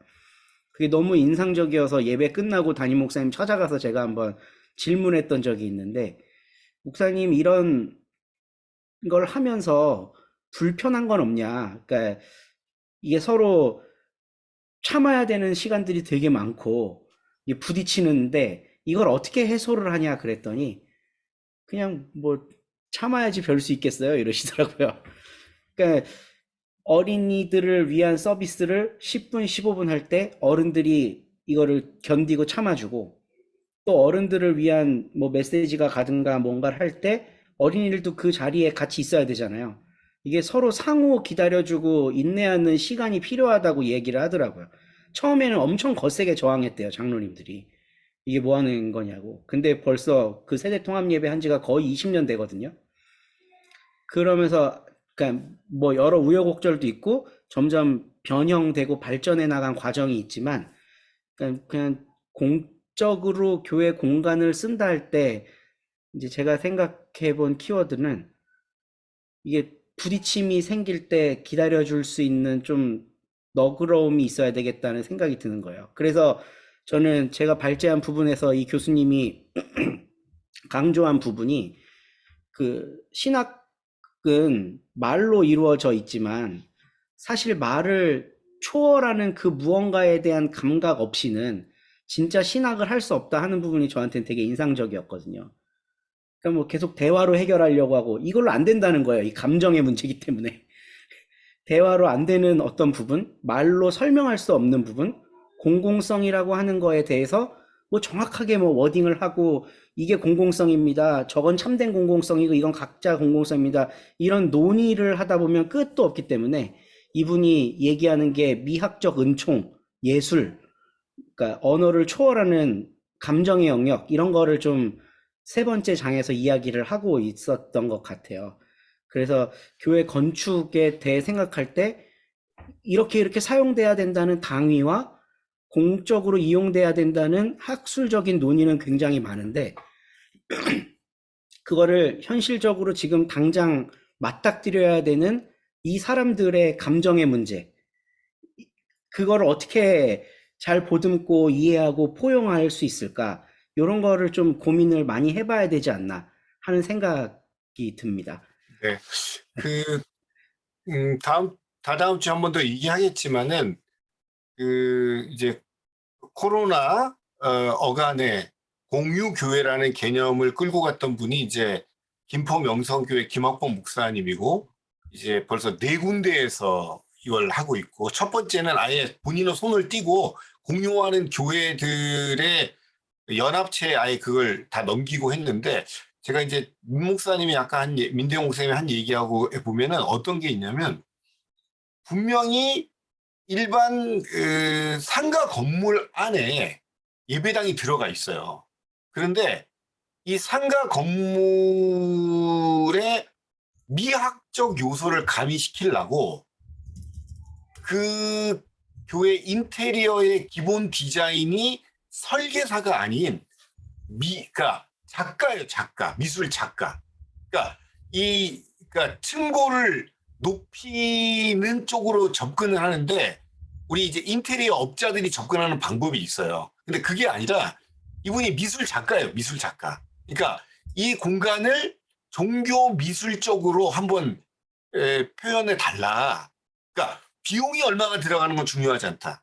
이 공간, 어차피 우리가 돈을 때려 박을 거니까, 이제 표현이 재밌는 거예요. 돈을 때려 박을 거니까, 그 대신 한 교회가 쓰기 위해서 때려 박는 게 아니라 6, 7교회가 쓰기 위해서, 이제 고상한 말로는 투자지만은 그 투자 의미를 넘어서도록 해보자. 그런데 7개 교회가 너무나, 아니 어떻게 우리 같은 교회가 이렇게 미학적이고 영성이 있고 은혜가 있고 이런 예배당에서 예배를 드리지?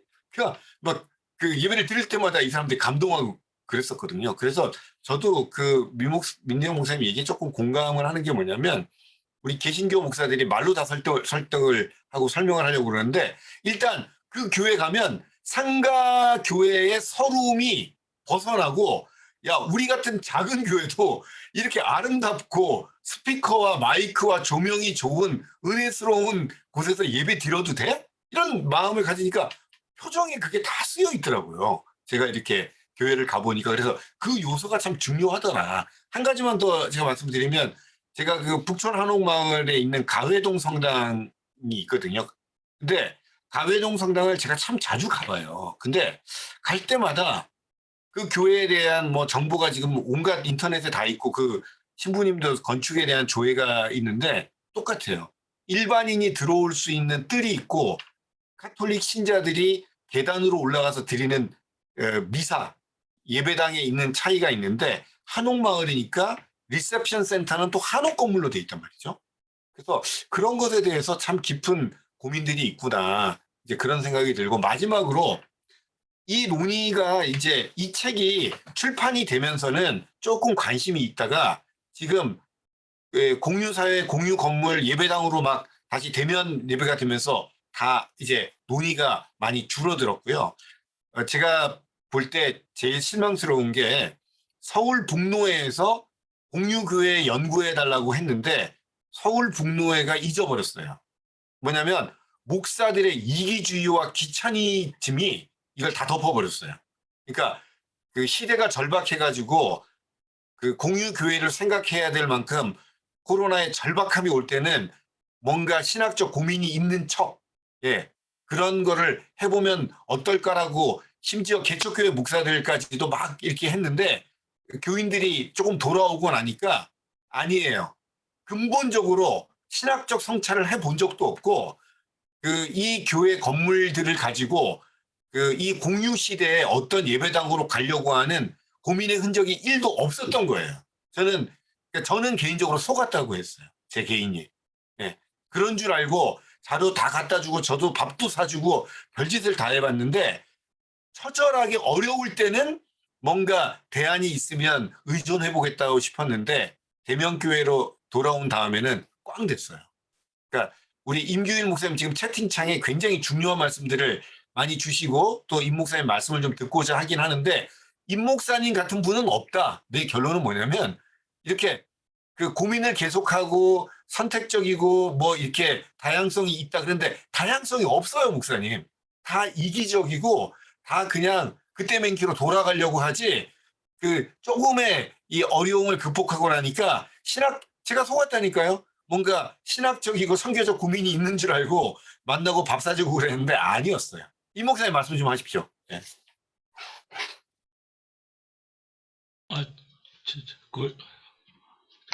저에게 말씀하라고는. 네네네. 목사님 채팅창에 좋은 말씀 남기셨으니까. 아까 이제 민건동 목사님 발제도 하고 또 담만유 목사님, 민대웅 목사님 말씀하시는 걸 들으면서 좀 거시적인 담론으로 보면 우리 교회 그 역사에 그런 그 공공성이라고 그럴까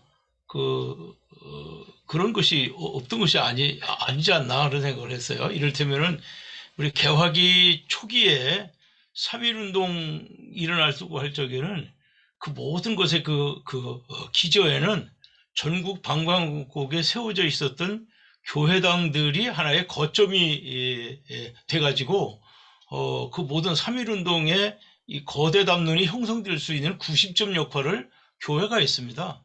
지금 아까 말씀하신 논리로 보면은 우리 한국교회 초기부터 그런 정신이 있었다고 볼 수가 있죠. 그리고 3.1운동 이후에 1930년대, 40년대는 독립운동이 좀 부딪히니까 내면적으로 지역 농촌 계몽운동으로 움직여 나갑니다. 이제 상록소 소설이라든지 뭐 이런 것들이 하나의 대표적인 예인데 그게 이제 20년대, 30년대는 그렇게 교회가 이제 지역사회에서 기능을 했어요. 그리고 해방 후에 6.25 전쟁이 일어나서 60년대, 70년대에는 교회가 구호 활동을 합니다. 고아원 만들고 학교 만들어서 애들 가르치고 60년대, 70년대 이 전후 세대가 막 학교가 못 따라주니까 그 고등국민학교 또 정식으로 중고등학교에 못 들어간 사람들을 지역사회가 수입하는데 교회가 거룩할 성자 붙여가지고 성중학교 곳곳에 지역사회에서 만들어가지고 그 학생들을 그게 흡수했습니다. 그게 말하면 교회가 이거 공용하는 그런 시대를 우리 교회 역사가 있었지 없었던 게 아니에요. 젊은 세대가 몰라서 그렇지.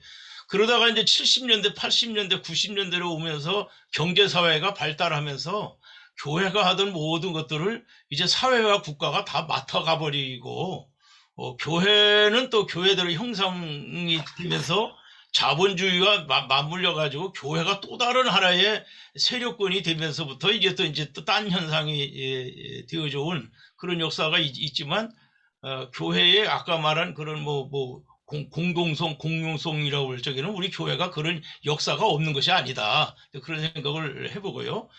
이제 한경균 목사님하고 이 교회 공유 얘기를 우리 몇 년 전부터 이렇게 나눌 적에는 그런 담론보다는 다들 이렇게 교회당 유지 경영하는데 너무너무 경제적인 어려움이 현실적으로 있다 보니까 이미 교회당을 가진 교회들은 자기 교회 프로그램을 하는 것 이외에는 그 좋은 시설이 그냥 놓여 있으니까 이런 것들을 같이 좀 사용할 수 있는 이런 것이라고 그러면 서로가 좋지 않겠느냐. 이런 입장에서 이제 공유 얘기를 저도 이제 귀담아 듣게 되었는데 저는 이제 개인적으로 용어를 사용할 적에는 그 공유라는 개념은 굉장히 이제 조심스럽지 않냐. 왜냐면 그게 소유라는 개념이 들어가기 때문에 그 재산권 이 관련해서는 공유라는 말은 대단히 참 조심스러운 말이고 그 시설물을 좀 더 개방을 해가지고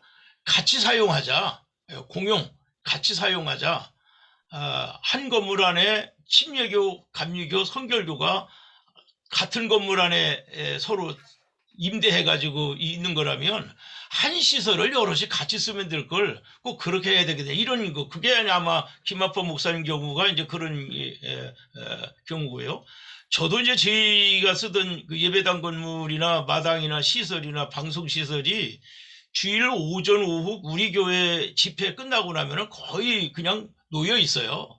그래서 그런 시설 때문에 어려움 있는 교회들한테 시간만 달리해서 오후 3시나 오후 5시에 와서 그대로 모든 시설을 사용하면서 당신네 교회 집회 활동하는데 쓰면 어떻겠어 하고 한번 같이 제안도 해봤는데 거기는 또 자존심 문제가 걸리더군요. 공짜로 와서 활용하다가 하더라도 왜 내가 가서 더부살이를 하고 신세를 져야 되느냐. 이게 서로가 또 어려워서 우리가 원론적으로는 아까 말한 여러 가지 얘기들을 할 수가 있지만은 현장과 어떤 케이스로 들어갔을 적에는 상당히 많은 의논과 의식의 확대와 연대나 이런 것들이 같이 형성되면서 뭔가 이런 내용을 전개시켜 나가야지 이게 개별적인 여러 상황으로 들어가 버리면 참 복잡합니다. 그걸 일반론으로 무조건 밀고 들어갈 수는 없겠다 싶은 거죠. 그러나 현실적인 과제는 과제니까 계속 숙고를 해야 됩니다. 서로 필요성을 갖는 사람들끼리. 네, 목사님 감사합니다. 우리 담 목사님 얘기 좀 하면 오늘 마무리하겠습니다. 담 목사님. 네, 잠깐 공유를 하나 하자면은 이제 싱가포르 얘기도 나왔고 뉴질랜드 얘기도 나왔고 바나투 얘기도 나와서 대만 얘기 좀 하려고 그러는데 좋아요. 네. 멋있네요. 이게 되게 오래된 한 루터란 교회 이제 건물이에요. 근데 이 교회가 나중에 이 담임 목사님이 바뀌시고 이 공간을 사회 이제 커뮤니티에 좀 개방을 해야겠다라는 생각을 갖고 새로 지은 건물이 이 건물입니다. 근데 건물을 되게 이제 교회 건물 같지 않게 이렇게 지어놨는데 이런데 의도가 사실 좀 있었어요. 그래서 이렇게 하면은 커뮤니티가 사람들이 쉽게 접근을 하겠지.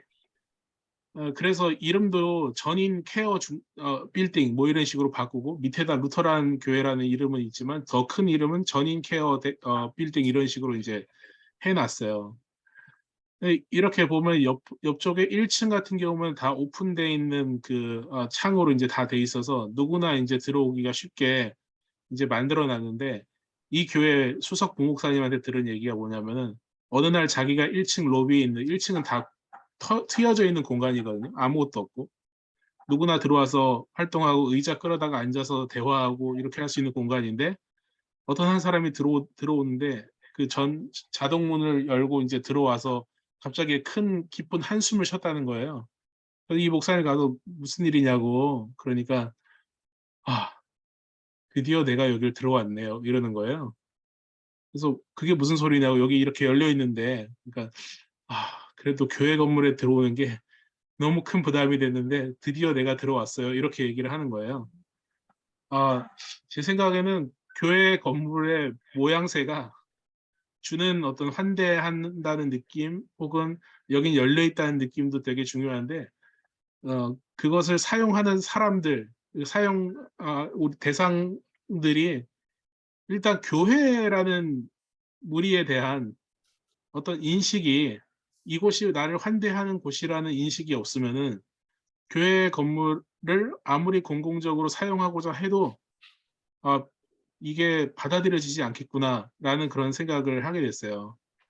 그래서 이 부분은 또 이 사례를 가지고 또 얘기할 수 있는 부분인 것 같고 결국은 교회가 교회다워야 사람들이 교회에 대한 거는 기대가 더 바른 기대들을 좀 할 수 있을 것 같고 아까 말씀하신 것처럼 커뮤니티에서 이제 교회 공간을 빌리려고 그러는데 그것도 잘 안 된 경우도 많고 그런데 그래서 뭐 어쨌든 이런 케이스로 좀 이런 일도 있었다. 근데 결국은 교회가 교회다워야 아무리 교회처럼 생겨도 성당처럼 생겨도 사람들이 이제 사용할 수 있는 공간이라고 인식을 할 수 있는 것 아닌가라는 생각이 들고요.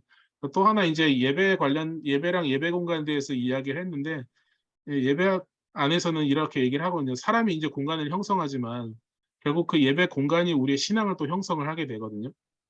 그러니까 성당 건물 예전에 그런 건물 세팅에서 이야기를 하는 거겠지만 근데 물론 지금은 이제 새로운 교회를 건축하는 것이 사실 쉽지 않은 세대가 됐지만 기존에 있는 것들을 부실 필요는 없잖아요.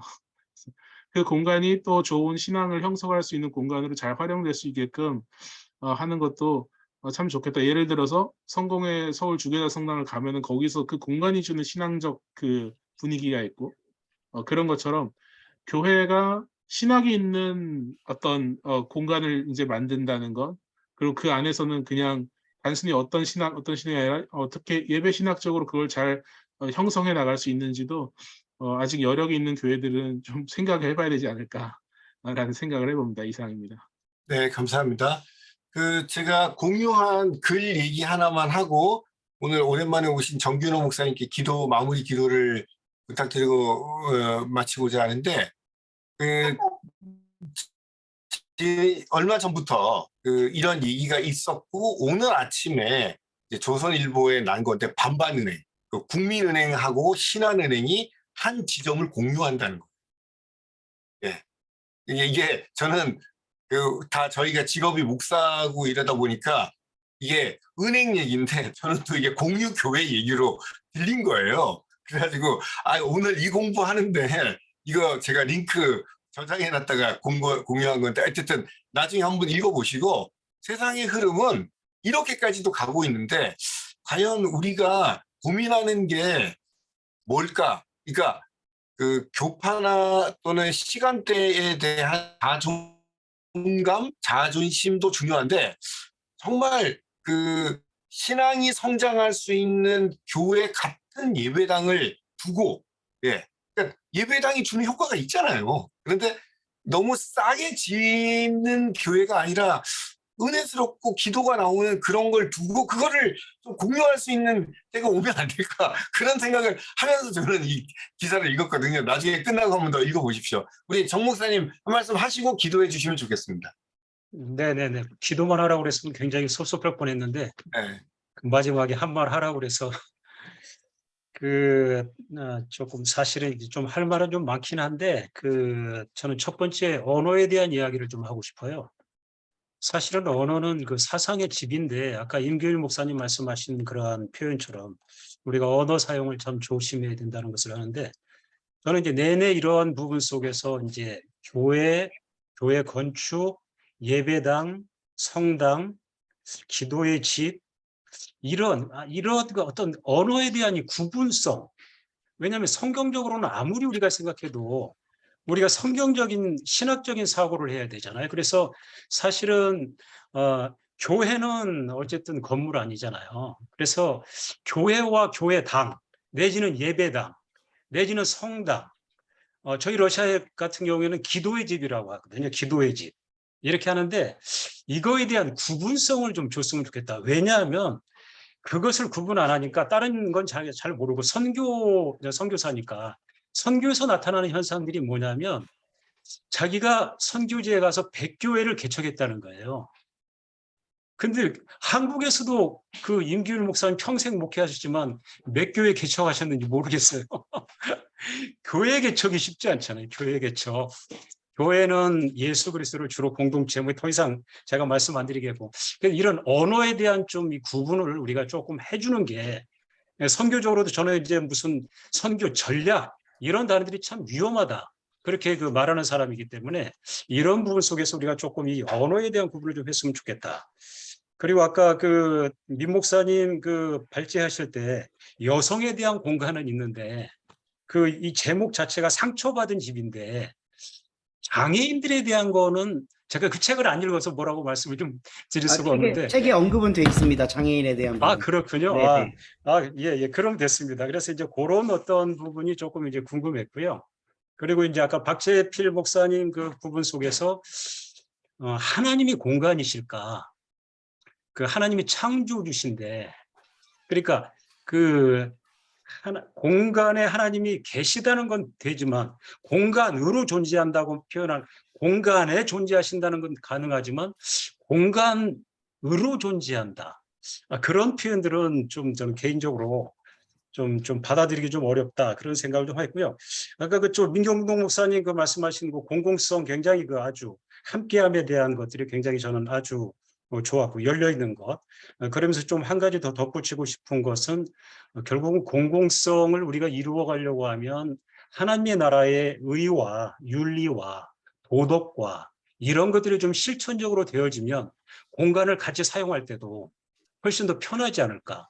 근데 저 같은 경우 선교지에서 이제 그 굉장히 큰 한 공간을 하나 져가지고 저희가 다섯 교회가 예배를 같이 드리거든요.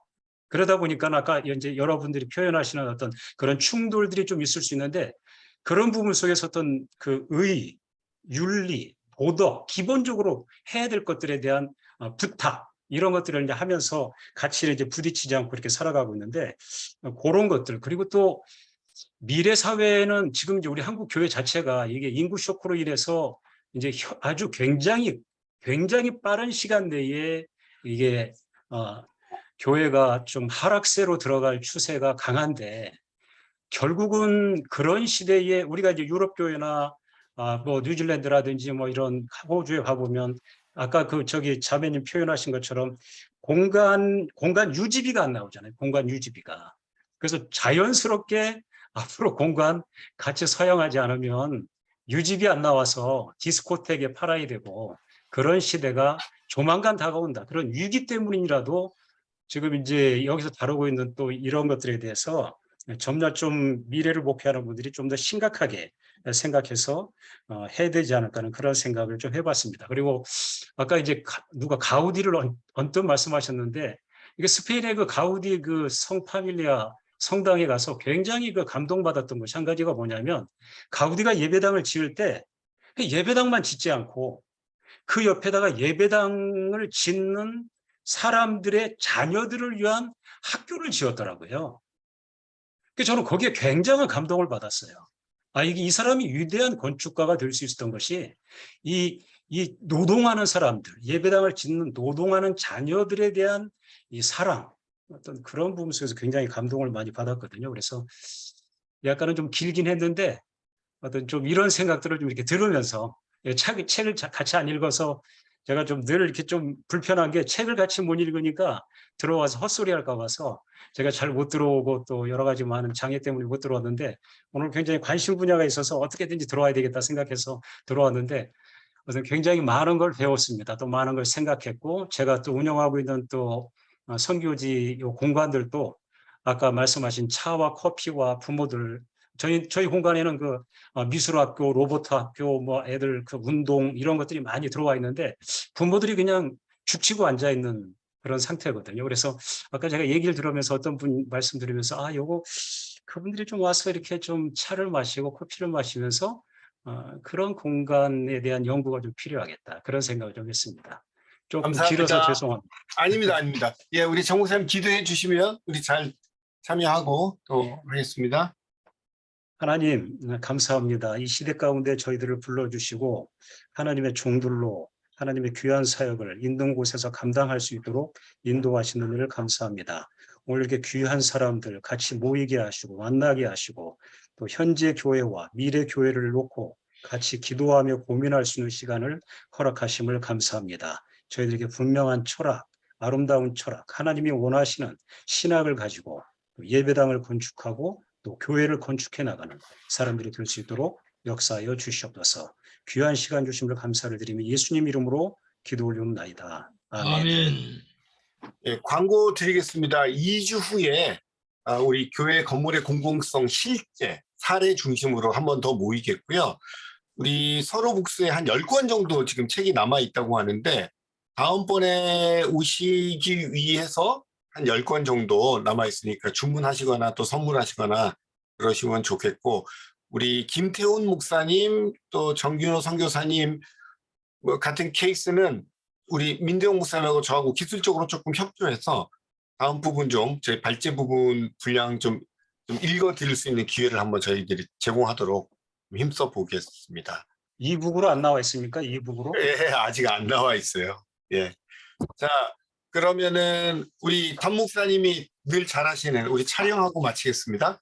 네. 네, 서로북스에도 있고요. 카페 언더우드에도 한 5권 남아 아, 있으니까 그렇군요. 예. 신촌에 오실 수 있는 분은 픽업해서 가시면 됩니다.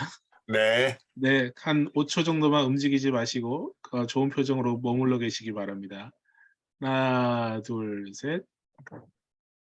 네, 됐습니다. 감사합니다. 네, 자, 감사합니다. 네. 수고하셨습니다. 네.